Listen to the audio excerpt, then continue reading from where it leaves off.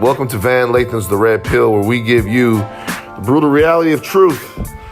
And, I want to let y'all know that today's truthfulness, or truthiness, as Stephen Colbert used to say, is a little bit more truthy than usual because we got Miko Grimes on the podcast. And if you've never heard Miko Grimes before, you're in for a treat. She is not fucking around. So she's going to touch on everything from the MeToo movement, which is very controversial, which she said, not us, to living life as an NFL wife and as a controversial NFL wife at that, and also how she has become more than an NFL wife, how she has become someone who has her own brand, her own intellectual thought, and her own controversies. Miko don't run from nothing. Miko's not afraid of anybody. That's why we love her. That's why we are so happy that you guys are going to be able to spend 1 hour listening to Miko talk. Please pop some pills and dig into it. And remember, she said that shit, not us. Okay, before we let Miko tear your heads back, we gotta pay some bills. Co-produced by Afropunk and How Stuff Works, Afropunk Solution Sessions is a podcast that explores real-world solutions to the problems that marginalized people face. Always, we are supportive here at The Red Pill of exploring those solutions, and this podcast does just that. Every Wednesday, co-hosts Bridget Todd and Eves Jeffcoat speak with members of the Afropunk community, celebrated thinkers, and community leaders like Stacey Abrams, Matthew Kincaid, and Patrice Cullors about how to resist oppression and stay engaged. These are essential conversations to have if people are to be armed, okay, with the right weapons of thought to fight back oppression. Afropunk Solution Sessions is inciting meaningful conversations and motivating people to make a difference. That's the whole goal. Get up, make a difference. Listen and subscribe on Apple Podcasts or wherever you get your podcasts. Do you have ads? Take your shirt off of Miko Grimes, bro. The black melanated queen just asked you to remove your shirt, colonizer. Hey, take your shirt off of Miko Grimes. Don't me too me though, okay? Oh, well, wow, it's true. Give it up for Miko Grimes, white people. Clap for Miko Grimes. Oh, whoa. Whoa, that was weak. Whoa. I was weak. White people and Lauren, the rapper lover, okay? Clap for Miko Grimes. Yeah. Damn. I'll tell you what, man. Yes. Miko, hey. Welcome to the Red Pill, man. Hey, man, I've been wanting to take a red pill for the longest. Have you? You've been taking the blue pill a lot? Yeah. Just like not getting the real? It ain't getting me there. That's bullshit. You are always getting the real. Like I know you because it seems that you are purposefully unfiltered. You love the unfiltered life. I do. Why? Why so much? Because I think it annoys people. And you like to annoy people. Yeah. We have that in common. Yeah. Yeah. It's annoying that I'm not like the typical football wife, so I do my best to be as unfiltered and as rude as possible at all times. What is the typical football wife like? She never gets out of her box. You know what I'm saying? She never cusses. She definitely don't tell people to suck her dick. Right. She's polite. She supports the team no matter what type of fucked up shit they do. She totally supports. She loves the team. Go team. Everything's perfect. Everything's fine. And she shops a lot and wears a lot of makeup and doesn't really do anything else and probably doesn't know really what her husband's position is or what his job is. Is the football wife chosen or is she made? Meaning, do guys choose women that are like that to be football wives? Or do regular women who might have been Miko Grimes's feel like they have to become that in order to stay with their husbands? Well, nobody's like me. I know, but like the typical football wife that you're describing. She's chosen. She's chosen. She's chosen. So there's a purpose for her. You identify her. Yeah. And then you want somebody that's going to be easy. You want somebody that fits whatever your narrative is to America. You know, some people like a pretty girl. She's plastic. Everything is fake. Right. She only looks good in clothes, and she takes a lot of Photoshop pictures. Right. A lot of guys want that image as their bitch. Like that's me. Right. The plastic girl. And then some guys like a natural girl. Some guys, date outside of their race. So it just depends on what the guy really wants people to think of him, basically. Yeah. Why didn't Brent do that? He is dating outside his race. Why didn't Brent? First, is he? He's white, half white, yeah. Half white? Yeah. That's black. Nah. I'm from Louisiana, man. Half white, you know that's why? black. You know why I say Brent is more white? First of all, his name's Brent. That's true. And then his skin, They could have gone with something blacker. That's true. And then his skin, like Miko's what you smart. guys see is like the part where on the football field that's showing. If you ever see his chest, he's a white man. Bologna chest, pasty. White man. Like Jason. I always make fun of him about it. Jason's pretty Yeah, white. he's like this color. Jason's one. Jason, come pop on screen real Jason, quick so people can see. he's the nickname the team gave him is the Beige Ranger. The beige Rangers. Pop on screen right so Pop on screen. so people can see how white you're. Now get the fuck out of here, colonizer. That's Go back over there. That's Brent. Go back That's over Brent's there. brother right there. So, but what I'm saying is, why did he choose me? Why didn't Brent want the typical football wife that so many other guys seem to want? I think that he chose me because I was a tomboy. He told me that. Okay. That I'm a tomboy, that he can pretty much, if he says, hey, let's go play basketball, I'm down. Let's go play soccer, I'm down. And it's not going to take me an hour or two. I don't have to get my hair done or my makeup done. Right. I'm going to throw on some sneakers, a T-shirt and shorts and go. And he kind of likes that kind of girl. He wants a girl that's more chill, Right. not the dress-up girl. Like he used to tell me he hated whenever a girl spent the night and then he would roll over and see her whole face on his pillow.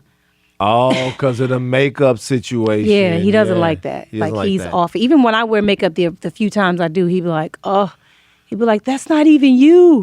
Why you want to be somebody else? What was it that you saw in him? Had you dated other athletes? Oh, yeah. I only dated athletes for the most part. Only? Yeah. Let's dive into that. I dated a couple other non-athletes, but I like athletes. So here's the deal. Yes. What's the deal? Lauren right here.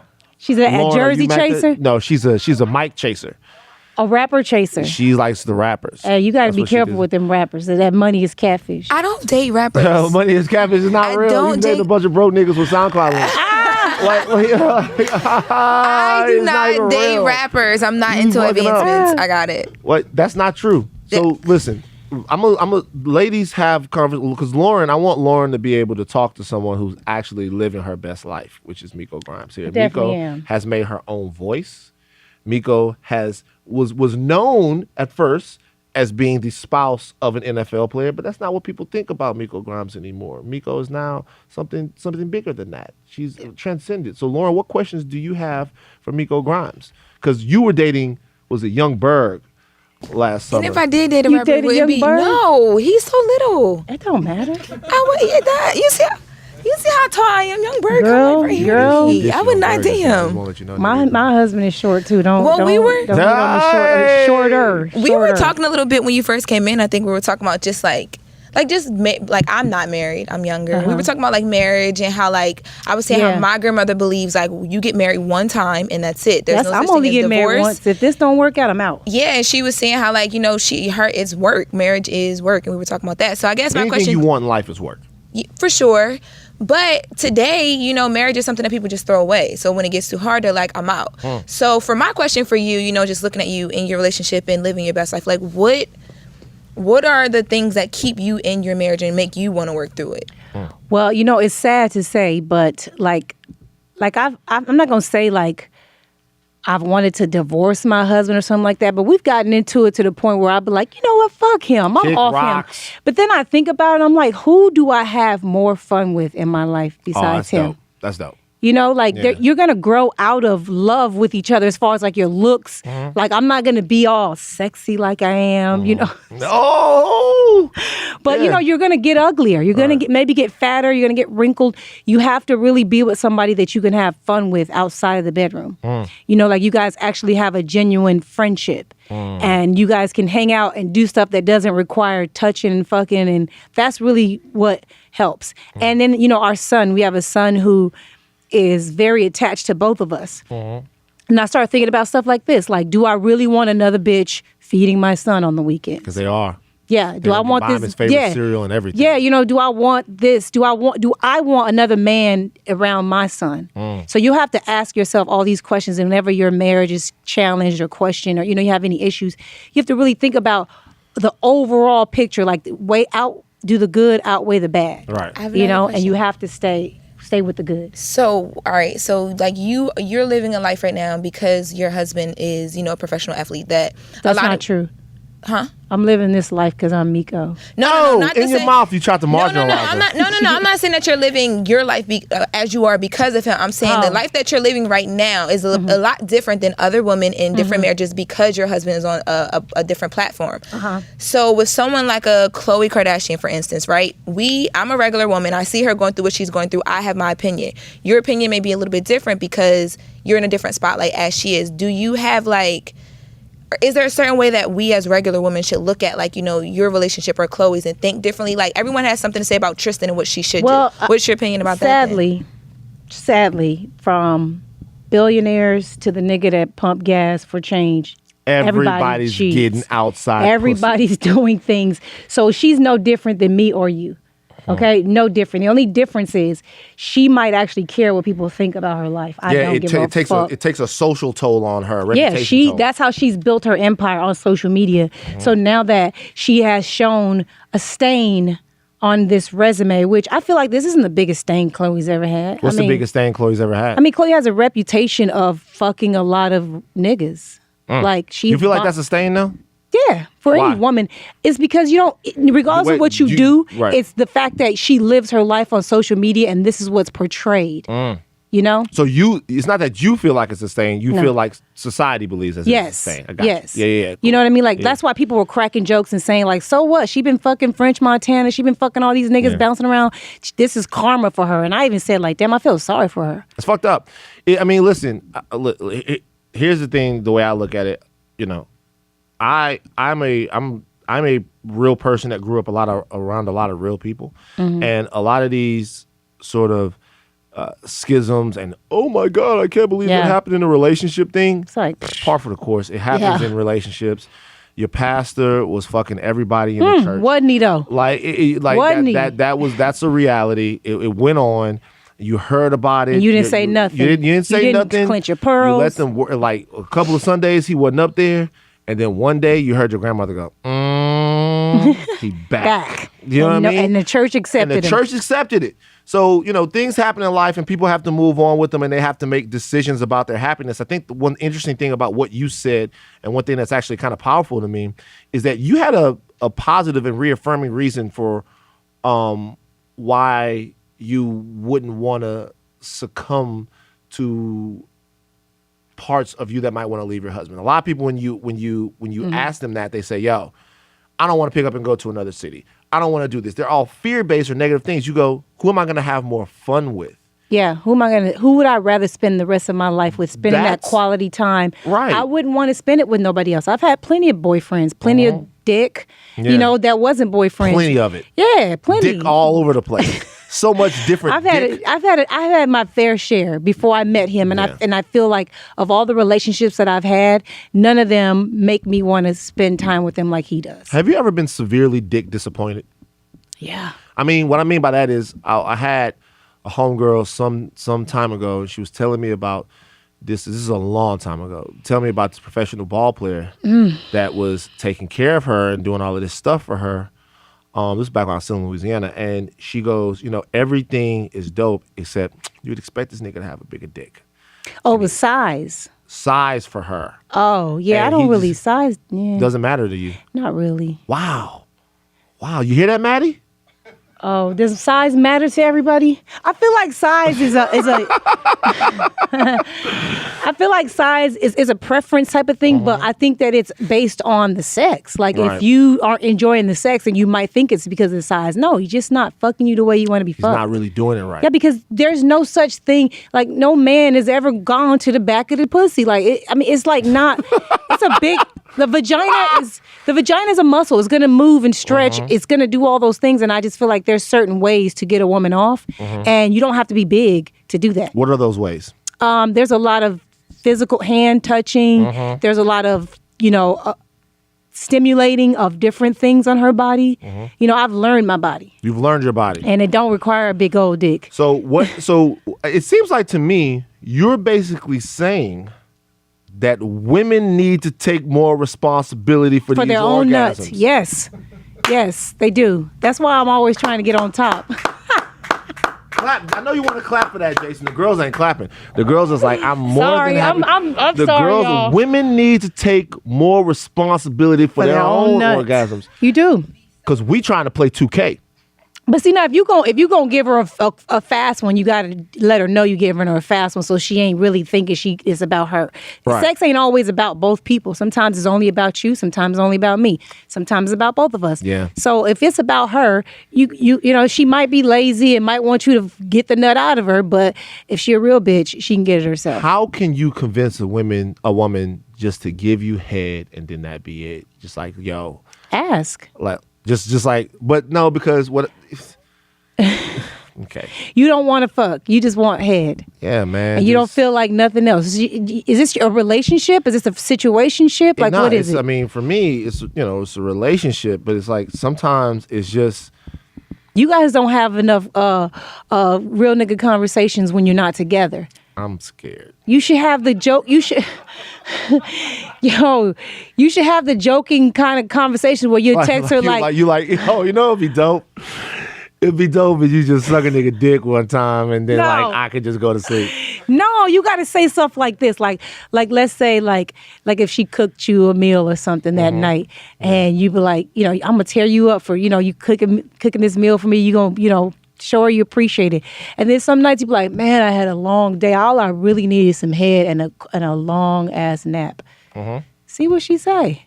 She might be like, I got you. The iPad's gonna come up. Oh, okay, look at this. Like Harper's Bazaar has a sale or some shit like that. So, but listen, I'm happy. I don't care. Yeah, just ask for what you want. Man. You I'm just happy. gotta ask. I'm happy. Oh, but Look, he said I'm happy like 6 times. I'm happy, man. It's real. You're on a reality show, right? I was. On Baller Wives. Was. So many different types of wives out there. I want to see like dentist wives next. Oh. They have That would be dope. They have Married to Medicine. That's not dentist. The women are It's dentists, and some of their doctors. husbands. One of them's a dentist. You know why I want to have dentist wives? Why? Because the lives of dentists, I don't know if you guys know this, the lives of dentists all fucked up. Dentists have the highest rate of suicide. Really? It's true. Damn. Yeah. What was being on a reality show like for you? And why are you not on it anymore? Both questions. Well, it was fun at first, just like showing people another side of me. Obviously, a lot of people feel that I'm polarizing. So my husband says I'm polarizing. You So think, Miko? so he was like, give people a chance to see you in a different way, basically. Right. And so I was trying to do that, and then I did it with the wrong bitches though. Like these hoes came on here to make shine. themselves. Yeah, and I was Right. just like, damn, why we can't just all be real and be ourselves? Why y'all got to let the producers tell y'all to do shit to make it a lit show, to make me look bad and make her look bad and all this bickering when we really live in the same gated community and niggas could get fucked up Like when you these really cameras put them are hands leave. on, yeah. Yeah, it's Right. a couple of us on that show was with those shits. Why? But the other girls weren't. But they was the ones, egging on shit. the shit. Yeah, and Yeah. they wanted it to be for TV, and we was like, no, we're not gonna do this with y'all. Miko, where did you grow up? Inglewood, California, It's all starting. to then make sense. Pomona.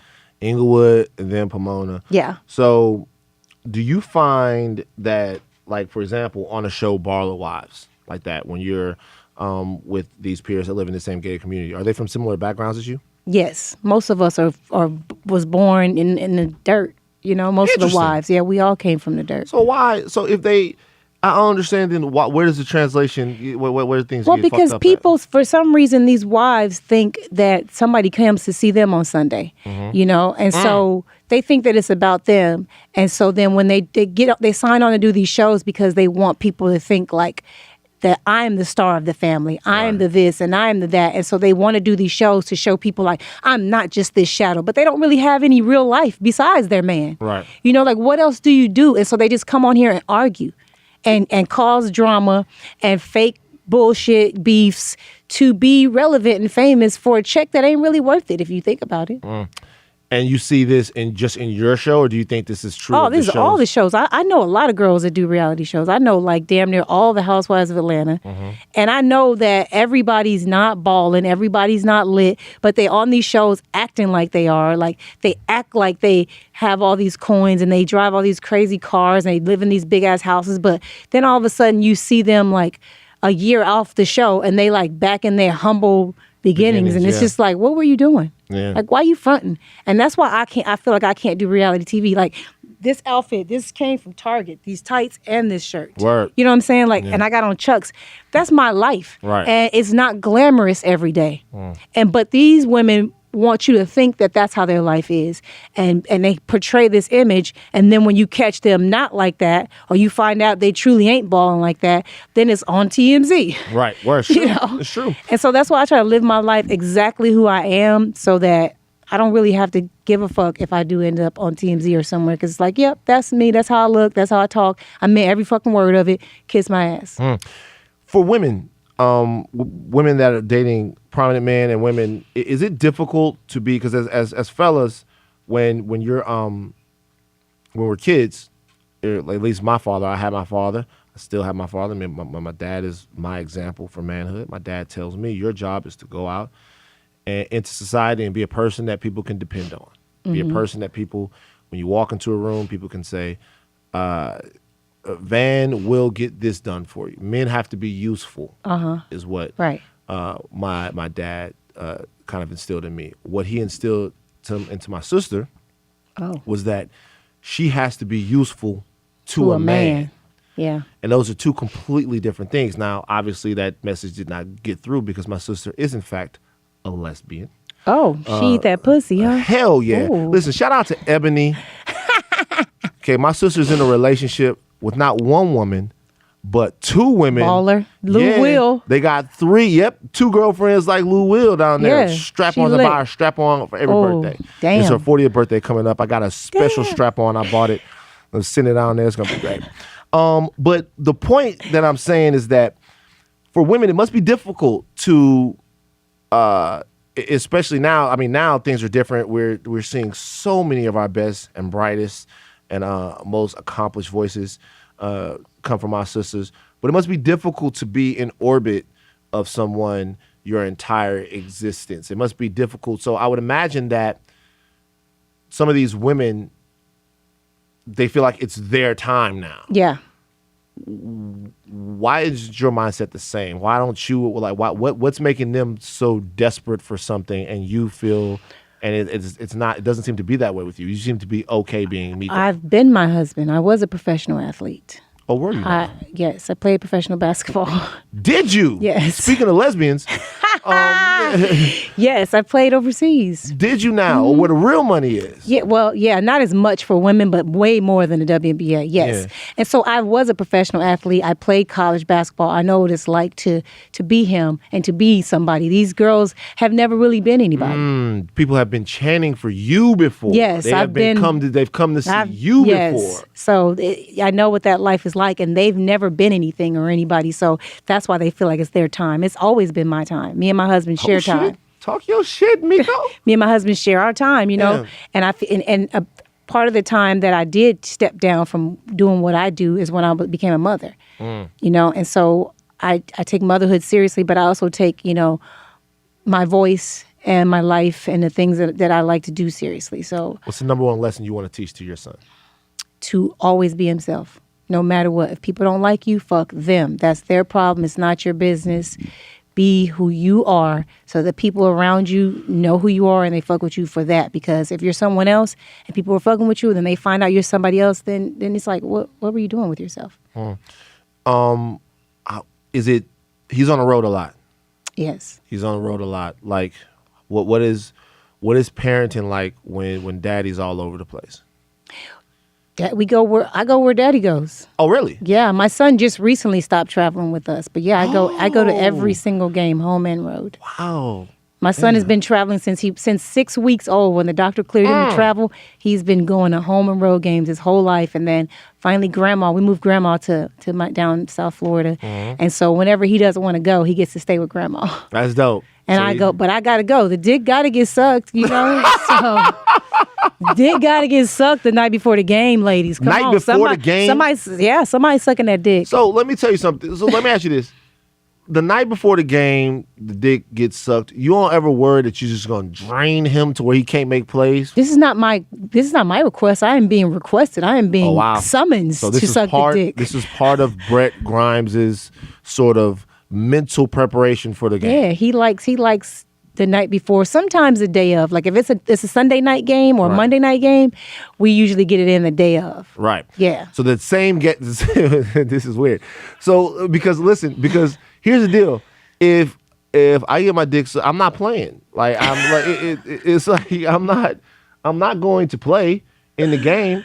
I'm gonna be like, exhausted? yo, No, that's some bomb sleep. It's not bomb sleep. If you get your dick sucked before you go to bed, you wake up refreshed. What ready time are we talking? Like how long before the his game? curfew is 11 p.m. They have bed check at 11. So you can't be in there.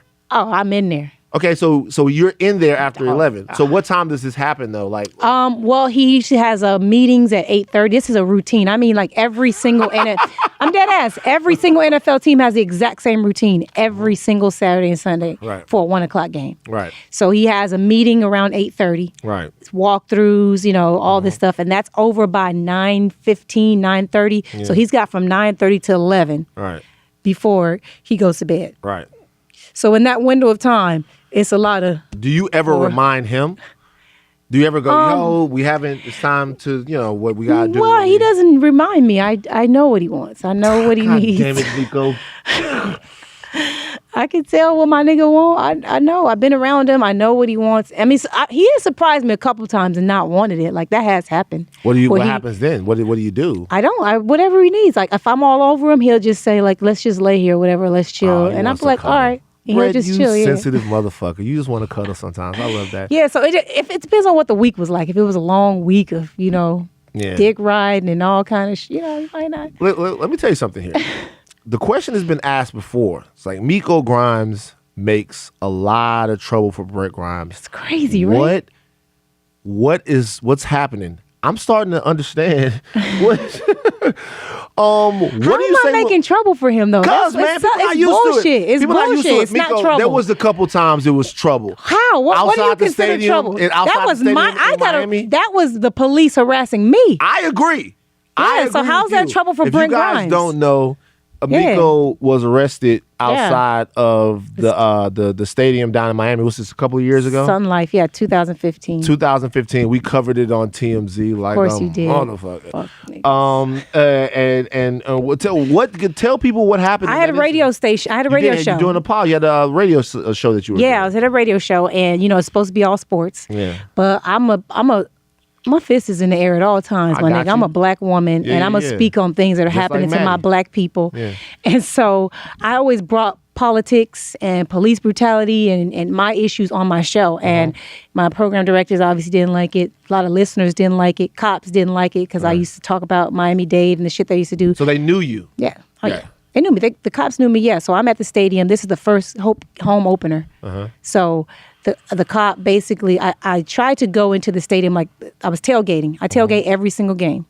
I'm tailgating. We're cleaning everything up, and I'm going into the stadium. We're playing the Buffalo Bills. And I was just on the radio the day before talking shit about Buffalo, calling them the armpit of America, saying that team sucks. Just doing my usual shout out to Buffalo, shit. Man. Yeah, and so the fans were throwing shit at me while how you got to wait in line to go into the game. It's like packed. Yeah. I'm in that crowd, and shit's being thrown at me. Right. I'm getting called names and all this stuff. And any of the dreaded N-words flying your way? No N-words. Okay. But I pull out of the crowd. I told my homegirl who's with me. She had never been to a game. She was like, what the fuck is going on? Like, why are people throwing stuff at me? Put her in the middle of it. Yeah. And so I was like, she's freaking out. Let me call the Dolphin security and have somebody just come get me because it's getting a little crazy. Right. So I called them and they're like, it's 2-pack. Can you go back to your tailgate? We can meet you there. We'll pull up on the little golf cart and get you and bring you around. And I'm like, okay. So I try to go back to the tailgate area and there's a cop standing there. And as I try to shimmy, imagine like this space right here. He was standing right here and I tried to walk past him and he just cut me off and shoved me to the ground, me and my homegirl. Wow. And I was like, what the fuck is wrong with you? And he was like, go the other way. Like, we're not letting nobody go back to the tailgate. First of all, you can't do that.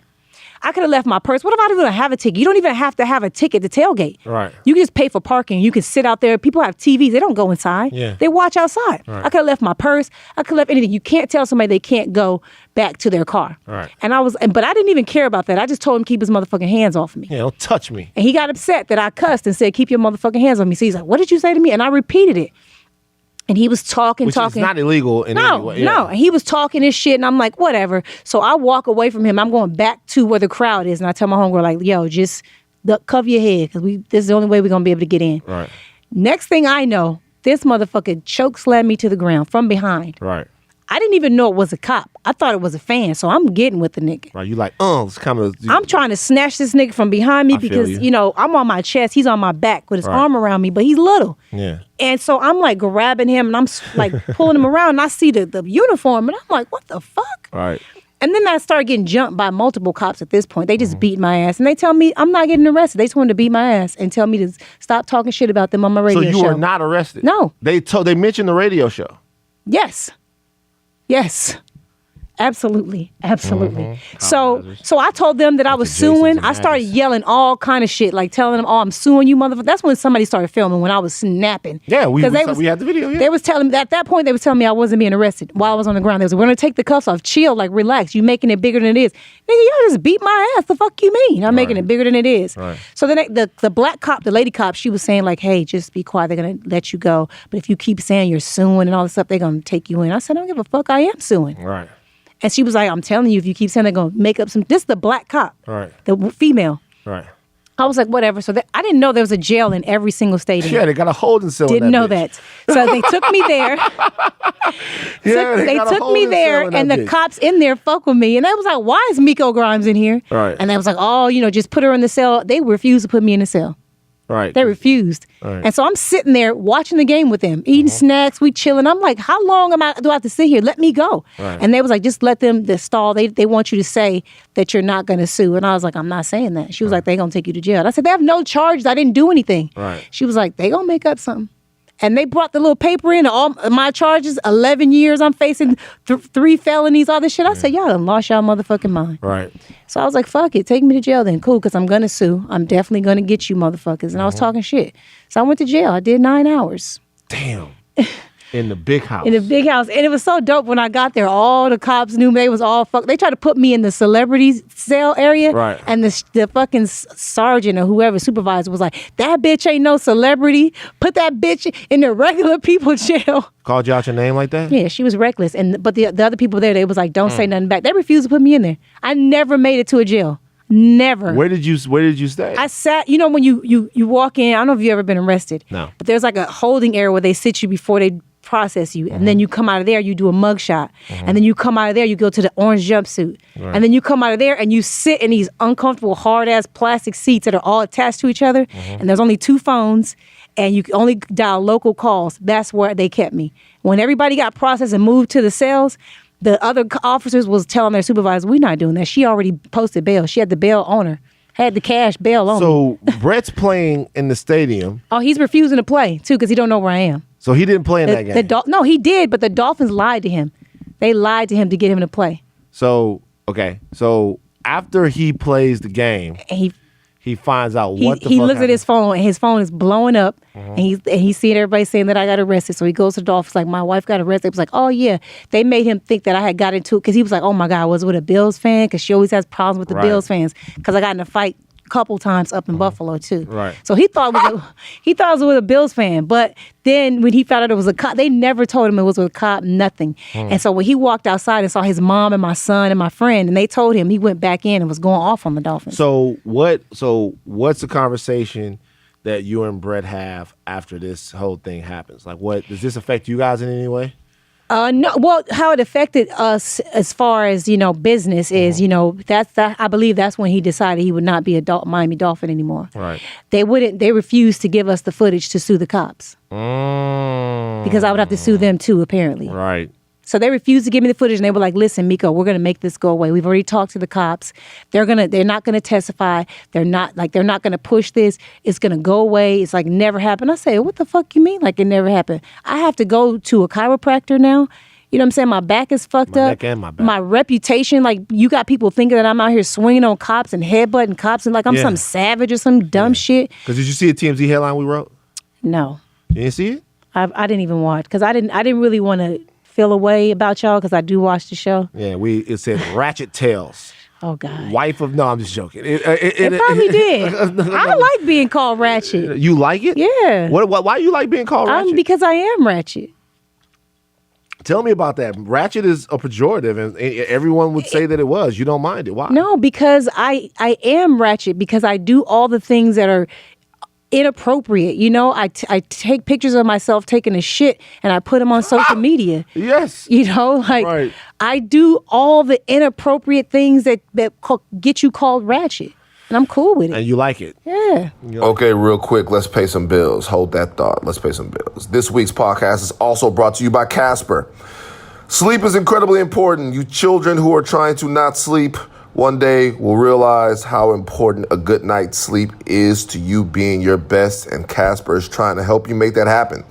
Casper is a sleep brand that continues to revolutionize its line of products to create an exceptionally comfortable sleep experience one night at a time. With 3 mattress models, the original Casper, the Wave, and the Essential, Casper mattresses are perfectly designed to soothe and cradle your natural geometry. Not to mention, the breathable design helps you sleep cool and regulates your body temperature throughout the night.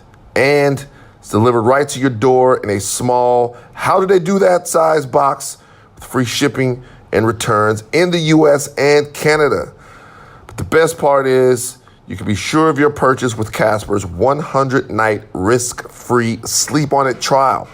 After all, you spend 1/3 of your life sleeping, so you should be comfortable. Everything that we talk about on this podcast, weight loss, mental health, all of that stuff, sleep is a very, very important component of that. If you don't sleep right, your brain's going to be all messed up. If you don't sleep right, you're definitely not going to lose any weight.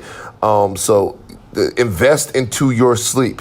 Get $50 towards select mattresses by visiting casper.com/pill and using pill at checkout. That's casper.com/pill. Offer code PILL for $50 off your mattress purchase. Terms and conditions apply. That's casper.com/pill. Offer code PILL for $50 off your mattress purchase. Terms and conditions apply. Listen, we talk about them all the time here on this show. We really discuss sort of what you actually have to do. We talk about solutions here.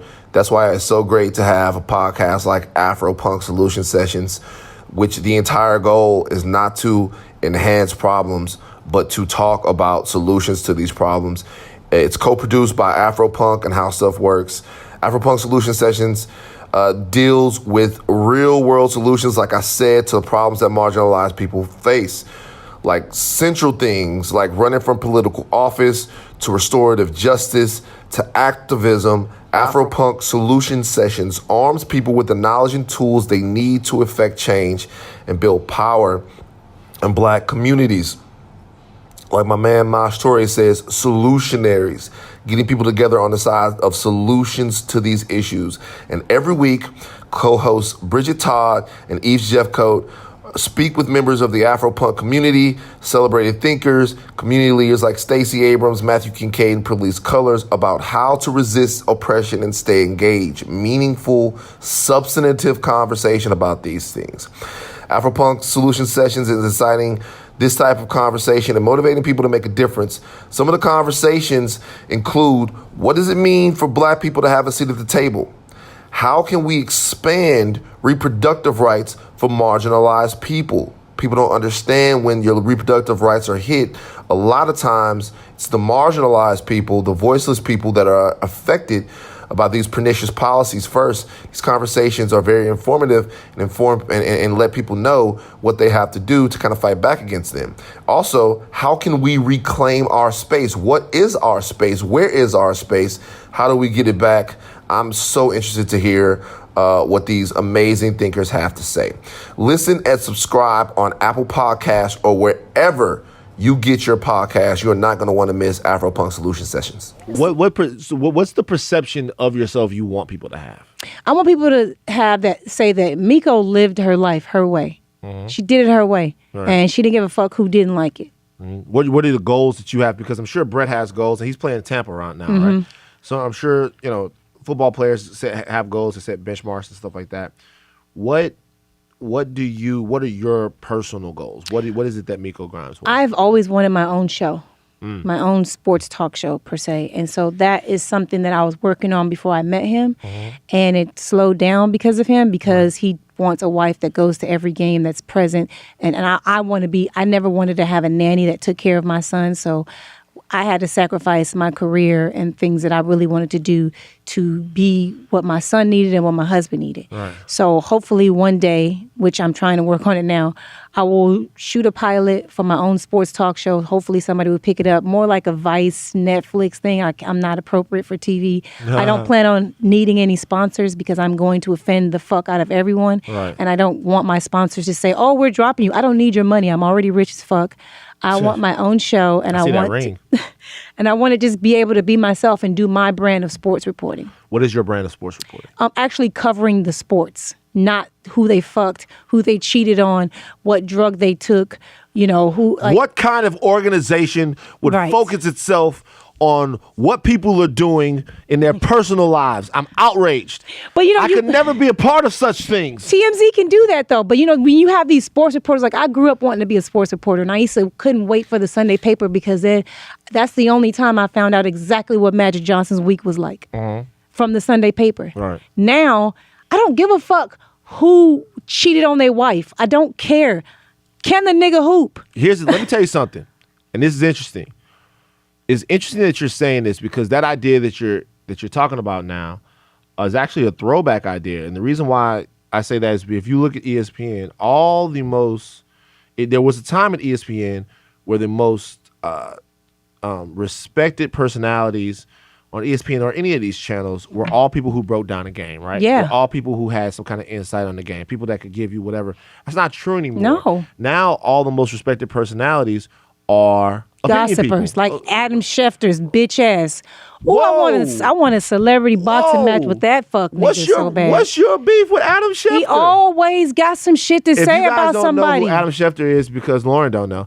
If you don't, right? Adam Schefter is an NFL insider for ESPN. Yeah, he's a little bitty, tiny, bite-sized little white man that clearly knows nothing about sports, but he know everybody's business. Damn. Yes. He's not the shade room. Yes, he is. And now they got the nerve to get this nigga.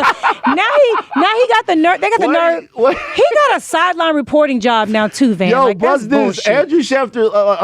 No, Schefter is the guy. Schefter is the guy who, if somebody is getting released, signed, cut, traded, or something like that, they give him the info. You hear it from Schefter first. But those are actual NFL transactions, though. No. But he also talks about people's personal lives, like doing drugs, cheating, all that. That's how he got famous. That's how he got the plug that he is. Really? You got to go deeper. Yes. He used to be the gossip. He was the shade room, my nigga. Right. And I hated him because I used to be like, you can't catch, you can't throw, you can't shoot. How the fuck? He is now a sideline reporter for the NBA. How? Right. What do you know about basketball?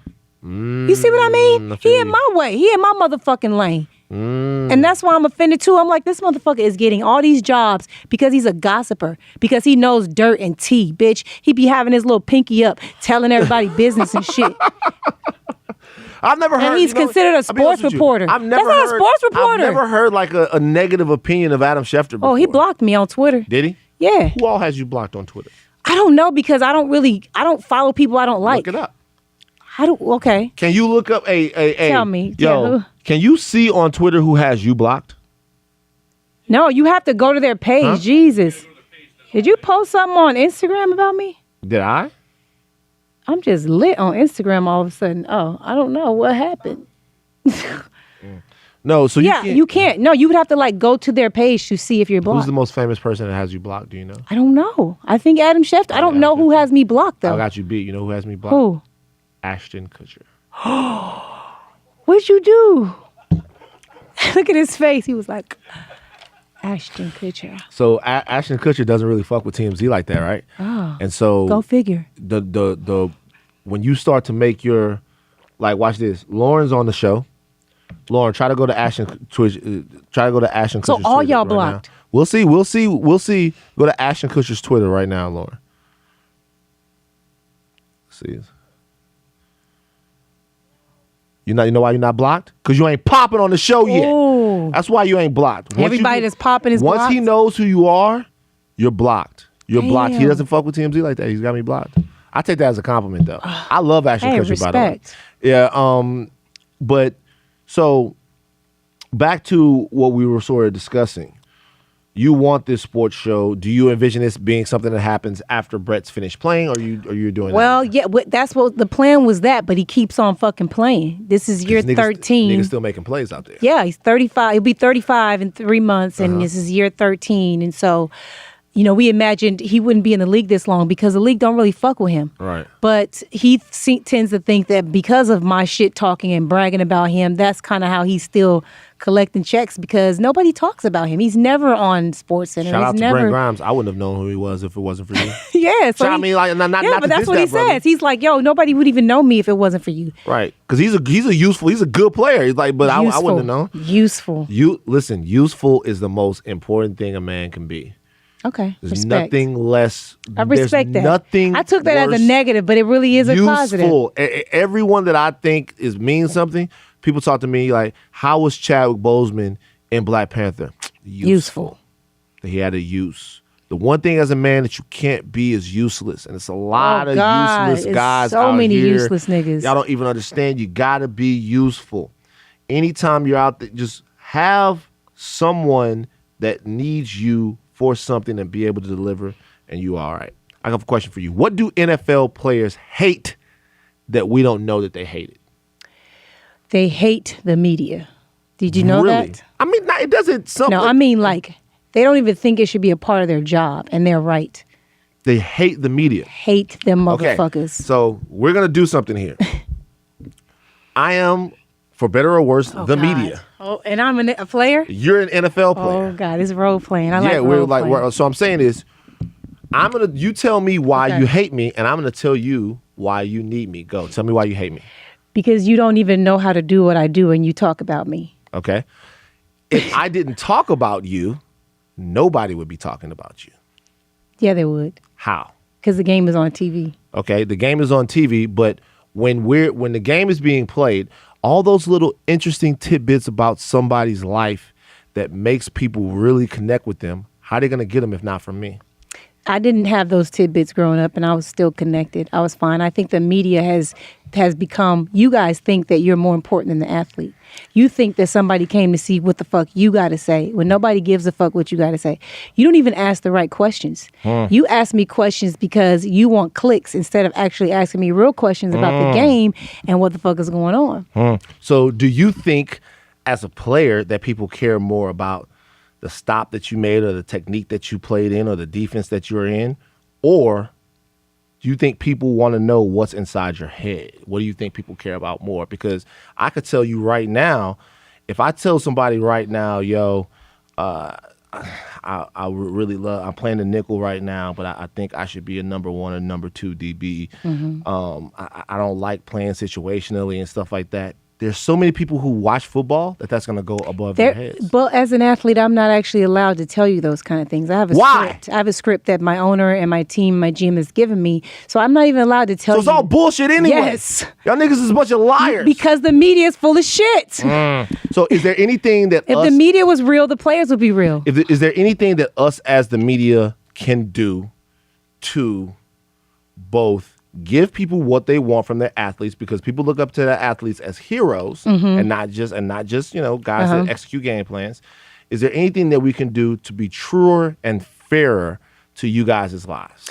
Actually being more genuine about the interview, meaning don't like for example, if I just played a game and I played a bad game or a good game, doesn't matter. A lot of the questions have nothing to do with the game. Ask me about the game. If I have some other outside shit happening in my life and I just played in an important game, why is that leading the questions? You don't care about the game. You only care about what's going to get you clicks and what I respond to. And you even like it when I don't respond and when you get a negative reaction out of me because that's more clicks that you're going to get. Okay. So ask me real questions about my sport, about the what my job is, and that is a way to show the athlete that you're actually doing your job. Okay, well, I'm about to call the league office on you because I feel like what you're doing right now is you're being too aggressive with me. You have to talk to me after every game. So why? I'm forced. You jumping all down my throat. Interesting, though. It's interesting because I do feel like that there are different athletes that know how to manipulate the media. Oh, yeah. And there's some of them, they don't seem to mind the media sort of... getting in their business. They definitely don't mind social media. Right. A lot of them seem more increasingly connected to social media. How does social media affect your life, your marriage, the perception of Miko Grimes?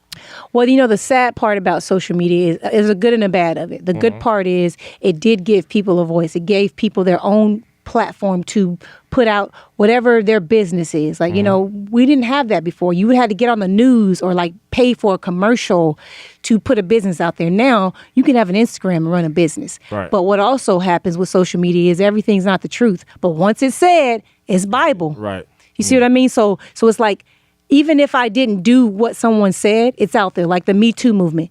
You can just say, Van raped me. No, you can't. And it is true it's true until it dies down. You see what I mean? Right. So with social media, when someone writes something, it's true. Nobody cares about the truth when the lie, like Charlemagne says that. Yeah. Nobody cares about the truth when the lie is very entertaining and fun and cool. Miko, am I detecting a little bit of disdain that you might have for the Me Too movement? Yes, you are. Really? You are. We gotta get into this. Talk your shit. Fuck the Me Too movement if you want to keep it real. Whoa. Sorry. Oprah turned me off the Me Too movement. How is this? Because first of all, I didn't like that, this is my thing. I understand that a lot of women were put in some awkward situations, at some times by some very powerful men. But how it fucked me over is when Oprah got that award at the what was that, the Oscar, what was that, Golden Globes, and she compared Reese Taylor to the Me Too movement. Like for me, and this isn't everybody, but this is what I take as the highest percentage of the Me Too movement women who are white, not black, who are white or non-black, in Hollywood, in that entertainment industry, going to get jobs for movies, and someone saying, well, if you suck my dick, I might get you the job. And she sucked his dick, and now she's complaining about it. I had to do all these things, and he made me feel like I had to. But you won something after that. You got a movie deal. You're wealthy now. You're rich. Not all of them. Not all of them. Yeah. But I'm saying there's a lot of those who are complaining now. You have a choice.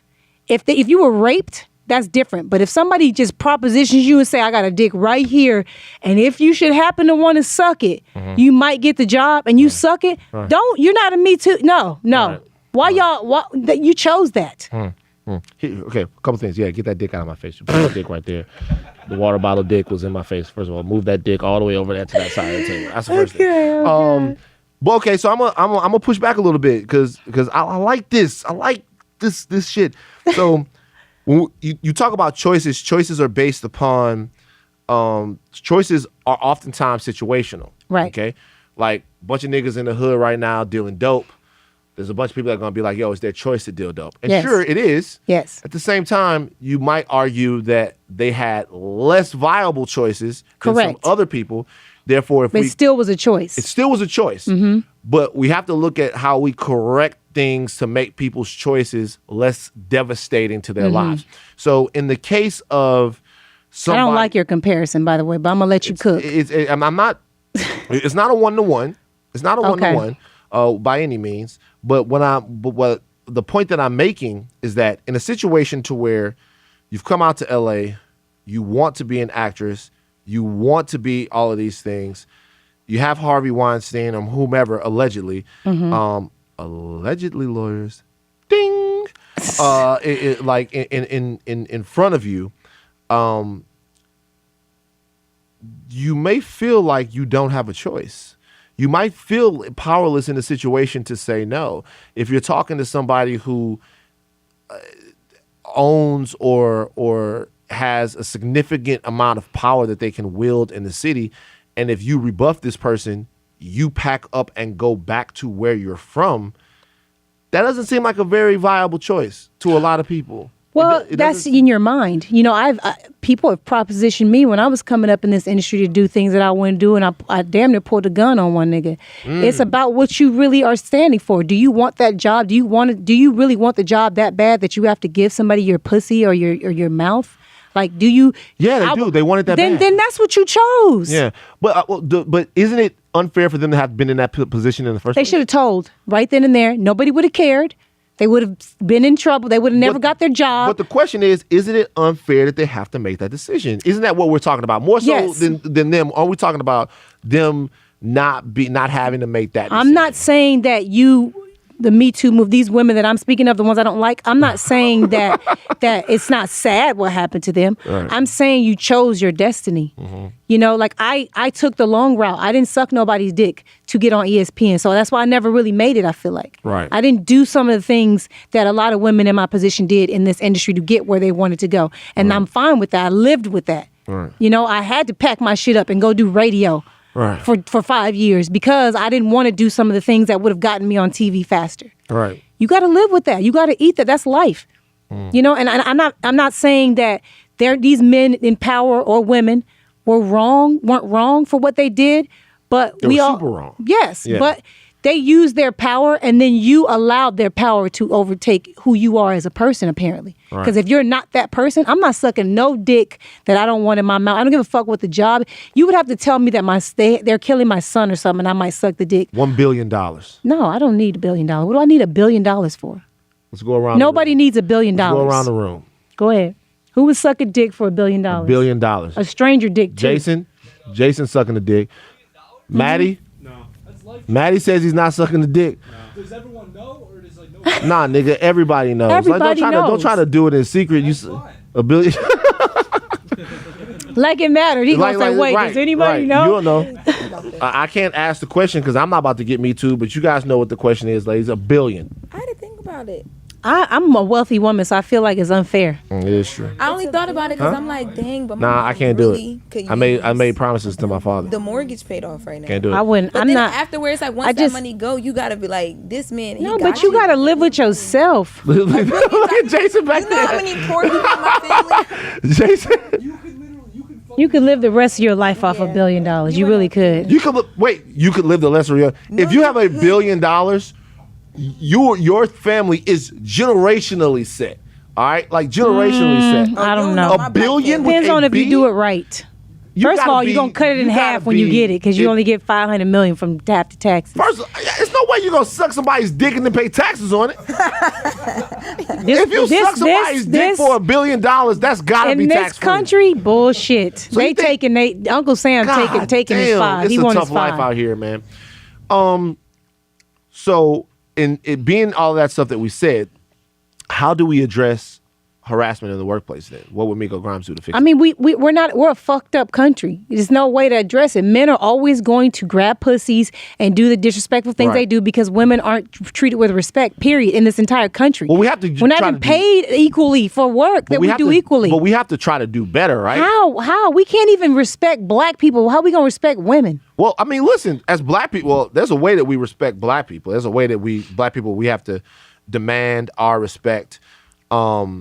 We respect one another. We caucus with one another, and then we cut everybody out of what it is that we're doing, and they have no choice but to respect us. But didn't you see that when men rape women, do you see the time they get? I get it, but what I'm saying is... Nobody gives a fuck if you guys are raping us and touching our pussies. It's only when a whole bunch of women decide to stand up and say, let's get these motherfuckers fired. If we all gang up, we can take them down. Isn't that the answer, though? That doesn't include black people or black women, in my opinion. We have to, as black men, as black men, first of all, I don't... Here's the issue. Like, I care about black people. It's paramount to me. I really kind of only care about black people. And in terms of this, I care. I want everybody to have a great life. Yes. But as far as I want everyone to have a great life, let me make sure I want, no matter what race you are, I want to see you live your life full, free of discrimination, free of the things. I want to see you live out loud. Whatever you do with yourself. Whatever you do with yourself, whoever you are. However, I'm only actually invested in the freedom and upward mobility of black people. So am I. That's the only thing that I will actually go out there And put your energy and sacrifice into. for and put my energy into, because these are the people I grew up with that loved me. That's who you are. You look at yourself every day. And that also happened. That obviously that includes black women. So I think as black men, we need to take a vested interest in the safety of black women. On the whole, when we're talking about something like these movements, don't we have to challenge ourselves to not be the way that you say that we are, even if we're that way? Don't we have? Yeah, but how? Who's governing you? Who's making you? Look at our president. The nigga is the grab pussy champion. So it's like you guys don't have any reason to be better because there's no real punishment. I think rape should be punished way more heavily than drug use or sale. Right. I think molestation of children. Well, rape is a capital crime. So a lot of times, if you get convicted of rape, I guess what I'm asking you is, do you think the whole thing is a lost cause? Yeah. Really? Because we're not doing anything to make it right. Like, we're just complaining and fucking people's lives up in their businesses. Like I have another problem with the MeToo movement of, let's say how old are you? I'm 38. 38. Let's say when you were 22, you inappropriately touched a woman. You didn't rape her, but you definitely sexually harassed her physically and verbally. Right. You fucked her over. Right. Okay? Now you're wealthy. You're Van. You're Harvey. Right. I would never want to be Harvey, but But let's say you're Harvey, Right. 38, and this girl comes forward and says you sexually assaulted her. whatever you get is what And you you deserve. lose your whole career for something that you did when you were younger. Whatever you That's get, tough. It's tough. That's tough. It's tough. But So that you see the rules is so crazy. the rules are. This is what I'm saying. I know it's a lot of people walking around out here that have committed a lot of different crimes and transgressions that, because of the situation in society, they went unpunished. It's a lot of people out here that have been discriminatory. It's a lot of people that, if that shit catches up to you, God bless you. That's what you deserve, is what you're saying. Well, to me. But do you ever think about young kids? You were young No, once. 22. You used to grab asses and titties and shit back in your day. But you know what I mean? Yeah, listen. You know what's funny? I think I'm pussy. Let me tell you why I think You I'm never pussy. did that? I never did. Like let me tell you something. You wasn't getting no hoes when you was younger? I was getting hoes. Well, not as much, but I'm telling you something. I think I'm pussy because let me tell you why I think I'm pussy. I'm gonna be real with you. It's because so many women that I've talked to have been like, yeah, niggas grab your ass in the club, and I'll be like, really? You never did that. I never. I mean, Dang, I actually went. I remember one time I was at this place in Baton Rouge called The Rose, and The Rose, they had this strip show where the girls would come, right? And it wasn't like a strip club. It was like a locked door house. strip show. Yeah. So you sit. There was chairs around in a circle, and girls would come and dance in the middle of the circle, and we would throw money and stuff like that. And when I was throwing money, I was putting money out there, and one of these girls looked at me. She's like, "Oh, you're so sweet. You can touch me if you want." And I'm like, "Oh, okay, dope." And so she bends over and she spreads her ass cheeks, and You touched her vagina. what I heard her say was, "Put your finger in my asshole." But what she really said was, "Don't put your finger in the asshole." You missed the I don't. swear, I was like, because she had just said you can touch me if you want, and so she bent over and I put my finger in her asshole. The next thing you know, I was in a chokehold. I was like, "Yo, she told me I could." So what I'm saying is, Oh my God. things like that reinforced that. Like, I remember when I was in college, gotta taught an early lesson. if I grabbed for the panties and you didn't lift your ass so I could So get them you can off, get them off. I'm not fucking. abort. Abort mission. I'm not like You're not thirsty. I'm not yet. Abort. You're Abort. not I thirsty. lifted them up. Okay, cool, girl. That's cool. You're Go not ahead. like the typical man. Nah, go ahead and get your sleep, with queen. a hard dick. Get your sleep, queen. You know what I'm saying? That's nice to know. But what I'm saying is, though, in that doesn't make me better than anyone else. Obviously, I've been in dicey situations in college when drinking was involved and all that stuff like that, and we've all had to learn lessons. Not better than any, but what I'm saying is, it is more, to your point, it's a lot more prevalent than I thought that it was. It's happening a lot. Yeah, so it's interesting though, because you don't worry about females like getting super mad at you about you saying fuck the Me Too movement. and stuff No, I like that? don't. Because you'll snatch their weave. No, straight because out. this is who I am. This is how I feel. Like I know a lot of these women and their stories. You know, I grew up here in LA. I know a lot of very famous people, Right. and I know a lot of this backstories. And I'm not allowed to, tell people's business stuff. But I know a lot of these people were doing things like this. Well, if I got to suck this dick to get this role, then that's just what I got to do. And now you want to say me too. I don't appreciate it. Side chicks, your thoughts? Ooh, very needed. Needed. Side Yeah. chicks are needed. Yeah. How you say this? Sometimes they hold marriages together. You know, they God damn it, Miko for president. Like me, Brent. Yo, Brent, you a real one, G. This part of the podcast is just dedicated to Brent Grimes. No. Brent, you winning. You out here with your pasty ass dog out here making plays on the field. God. And not that I'm trying to go out and get the side, none of that, but I'm saying, tell me about this, that Brent is the man. Well, I feel like it's very difficult to find everything in one person. Mm-hmm. And so what you end up doing is you should do is find you somebody that completes you the most, that makes you the most happy all around. But if she so happens to be lacking in a certain area and you want to get that stimulated from someone else, I feel like if it's done the right way, Right. it's going to happen. What's the right way? It depends on your relationship. Like, how your relationship is, what you feel like is appropriate or not, what you can get away with. But like, for example, a lot of men don't like fucking their wife. They don't.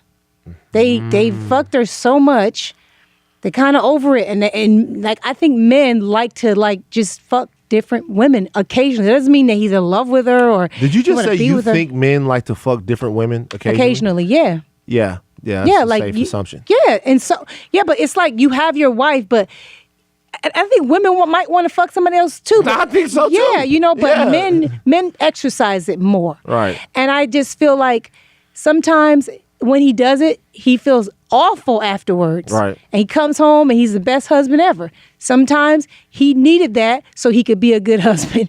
You know what I mean? Like, I have a lot of guy friends and I'm like their therapist and I hear some of the stories and I just be like, damn, so she actually made your relationship better? Right. Like, I hear these stories all the time. Like, if the woman is doing whatever it is that the wife ain't doing, but the wife is needed because you have a family and you love her and you want that family, but this other girl does something else for you on the side that you don't get from your wife, and it's not like you treat her better than your wife or anything like that, but you treat her with some type of respect, but you get what you get out of give. Like, you guys have a give-take side relationship, and sometimes it works.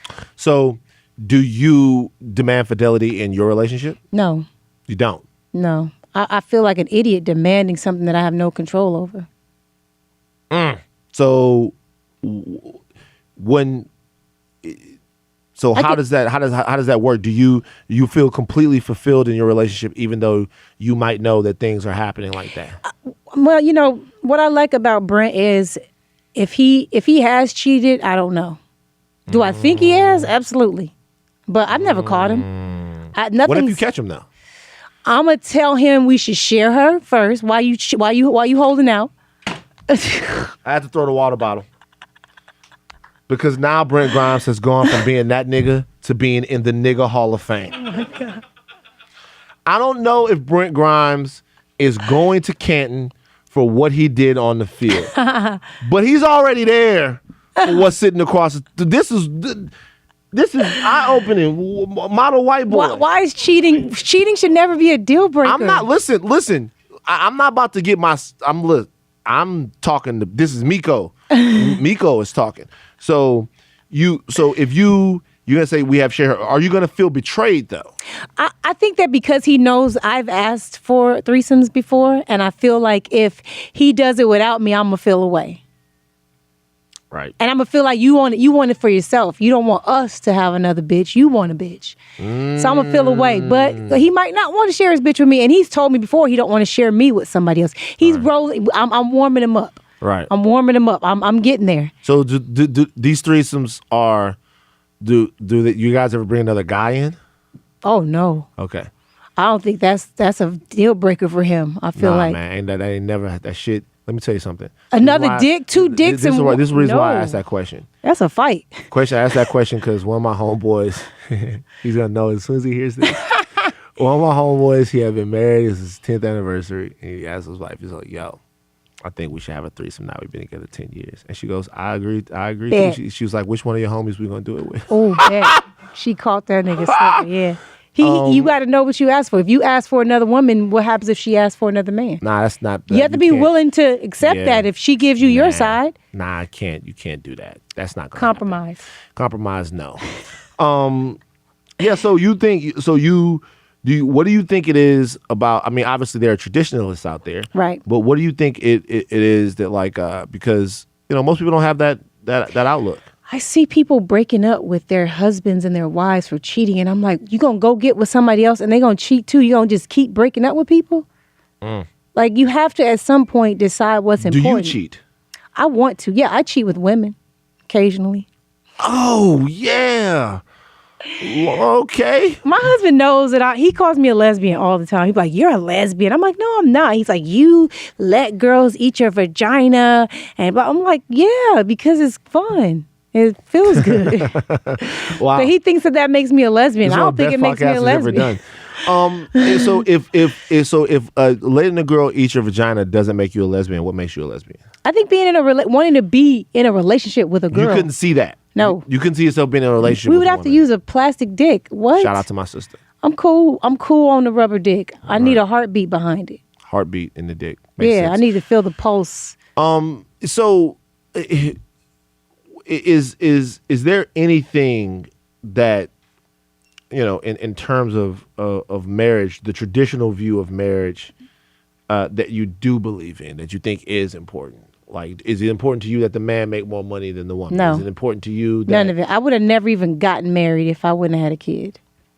Never would I have ever let this government in my business if I didn't have a kid. I had to. We had to. Right. It just made more sense business-wise for us as a family. Right. For our son to have the same last name. All three of us have the same last name. For medical reasons, for me to be under the NFL insurance when I was pregnant. All those reasons are why we got married. Me and Brent already decided we wanted to be together for the rest of our life. We didn't need a piece of paper to tell us that. That just had to happen in order for things to move smoothly How'd you through guys the rest meet? of our life. His teammates playing Cupid, hooking us up. I was okay. covering the Falcons at the time, and I had a bunch of the players on my radio show and all that stuff. And so then I knew a bunch of them. They were sleeping with a bunch of my friends too. And so two of his teammates were like, "Yo, I want to hook you up with this dude named Brent." I'm like, "Brent? He white?" And they was like, "Kind of." I was like, "I'm cool. No, thank you." But they was like, "But he black too. Like, he a nigga, but he white, but he cool." Yeah. And I'm like, I Googled him. I was like, I cover the team. He don't even play. He on the practice squad. He did it. Damn. And they was like, "But he cool, but he this. He's nothing." This is how they got me to even entertain him. They said he's nothing like us. Wow. That's what they told me. They knew I know them. They some ain't shit ass niggas. Ain't shit ass niggas. I fuck with them. They cool. They're my niggas. Right. But they was like, he's nothing like us. And he actually deserves a good woman. And I said, "Oh, really?" And so when I met him, he was nothing like them. He didn't go to, I had a birthday party at a club. He didn't even show up. He was my boyfriend. He don't go to clubs. Like, he just like, "I ain't coming." That's dope. I was pissed. Yeah. That's dope. But he doesn't do the typical athlete things. So his rarity is kind of what attracted him to you, and your rarity is kind of what attracted you to him. Yeah, we were not like typical, the people. Yeah. situation. What about prior to him? You said you dated other athletes. Who? I don't really like speaking on Run dick. down every famous person No. that you've ever met. Definitely not. You know about Neo. That's Neo is out. what I wanted to talk about. That's already out. She dated Neo. He's not even an athlete. The renowned songwriter, Neo. Yeah. Remember Miss Independent? Remember that song? Neo wrote that. It's genius. I'm just making sure that you know, Lauren, Yeah. because you're a baby. And there's some things maybe you might not know. Neo wrote Irreplaceable for Beyonce. Yes, he did. He wrote. The song is actually about Miko. Did you know that? No, I don't know if it is. Oh, it could be. It could be. I'm sure there's lots of songs about me. That Neo wrote? Yeah, pretty It sure. was pretty serious? Yeah. How long did it last? Off and on 6 years. Yeah, that's pretty This is serious. before he was Neo, though. We broke up when he became Neo. What's his real name? Schaefer Shamir Smith. So you weren't even dating Neo. You were dating Schaefer. I call him Shamir. But yeah. Shamir. Yeah. Boy, if your name is Shamir, you almost got to be a star. Your name is actually Shimmer. His name is Shamir. Shimmer. His middle He name is shimmers. Shamir. Yeah. Shout out to Neo, man. Do people like do I mean, because obviously you guys might still run in the same circles. When you see Neo, what is it? Is it what's up? Yeah, we hug each other. We say hi. We still communicate. We don't communicate as much because I kind of think my husband doesn't want me to be his friend. Like I'm still friends with a lot of exes, but I don't know. That one just kind of makes him feel away. I don't know. Cause that nigga is cooking. Like that's different. That's a different feeling. I'm not saying that Brent's jealous and I've dated more famous and more wealthy men than Neo. Call out names. No. Who? Okay, if I say their name, you gotta say yes. Okay, who? All right, rappers or athletes? Oh, rappers? Jeezy. No, I don't say rappers. I don't date rappers. You have to go athletes. You don't date rappers. Athletes. Let me see. First of all, just give me a hint. Which sport? Basketball. I don't date football players. Basketball. You don't even know any. I don't know any basketball. I mean, you players? do, but this is. Keep in mind, I've been with my husband 9 years, so you'd have to go. So this is in the 2000s. This is in the 90s and the 2000s. In the 90s and the 2000s. So if it's in the 90s, Sean Kemp. No. Sean Kemp, you had to have dated Sean Kemp. I don't even think I ever met him. Sean Kemp has like 15 kids. Oh my God. You had to have at least gone on one date with Sean Kemp. No. You should be asking yourself why you didn't go on one date with Sean Kemp. He's not attractive to me. You don't think so? You know what? I'm drawing a blank. I'm not gonna be able to do it. I'm trying to think. I don't even want to say. I feel like it's weird because I don't want my husband to feel no kind of way That's either. fine. I feel you. He's like, I don't give a fuck about your First husband. of all, no. I'm not. I actually care more about your husband than I ever thought. I mean, we came into this. We came into this situation where I was like, yo, I respect him because he's an NFL player, he's a positive brother and stuff like that. Shit, now I'd rather have a conversation with him than Colin Kaepernick. You know what I'm saying? Like, it's crazy. Yeah. Last question for you. We've gotten a lot of stuff from you. You're an incredibly interesting person. 10 years from now.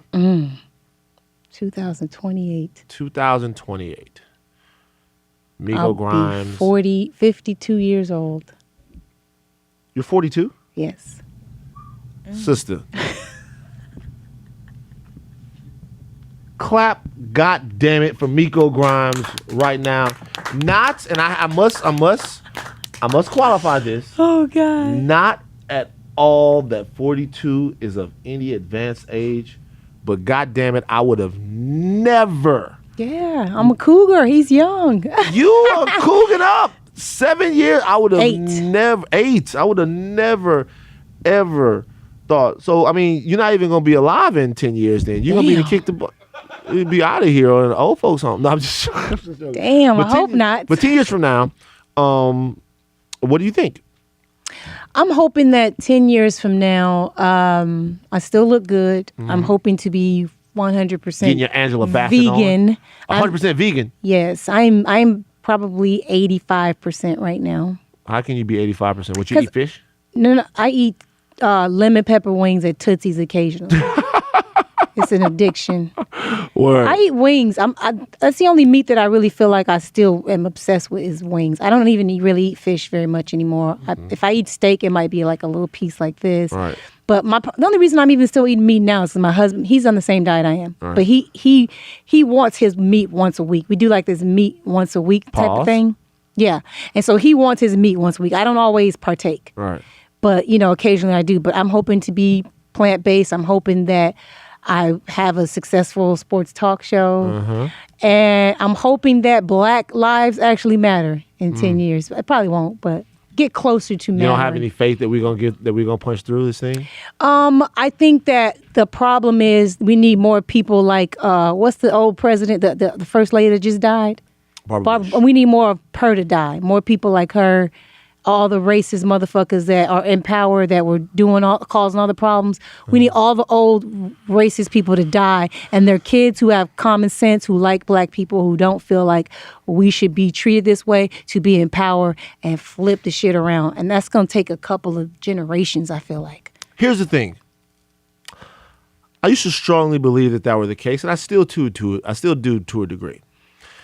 But I think that I misunderstood the power of suggestion. And what I mean by that is that I think that honestly thought that everybody who knew the lyrics that was white to a Waka Flocka song in some way embraced my culture. And I don't know why I thought that growing up in Louisiana, but I thought that hip hop culture and some different aspects of Black American culture were penetrating through the people to a degree to where one day our cool would just take them over.